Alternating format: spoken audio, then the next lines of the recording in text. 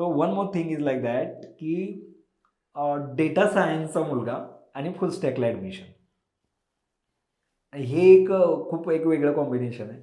आता ह्याच्या आधी कसं होतं, थोडंसं पार्श्वभूमी सांगतो, की कम्प्युटर इंजिनिअरिंग आणि आय टी अशा 2च ब्रँचेस होत्या.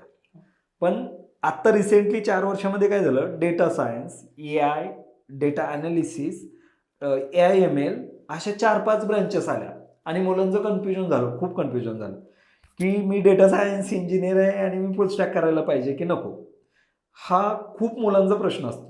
तर तुला असं काही वाटलं नाही का, की यार मी डेटा सायंटिस्ट आहे आणि मी फुल स्टॅक डेव्हलपमेंटचा कोर्स करतोय. याबद्दल तुला काय वाटलं, की म्हणजे करायला पाहिजे की न करायला पाहिजे? जसं की पहिल्यांदा मी 2-3 महिने ट्राय केलं डेटा सायन्समध्ये. पण त्याच्यामध्ये कमी अपॉर्च्युनिटी भेटल्या. त्यामुळे मग मी म्हणलं की इकडं फुल स्टॅक पण करूया. कारण की आपल्या म्हणजे बरंच पडेल थोडीशी म्हणजे फ्रंट एंड पण येईल आणि बॅक एंड पण होईल. त्यासाठी मग मी ठरवलं की फुल स्टॅक डेव्हलपमेंटचा कोर्स चालू करू.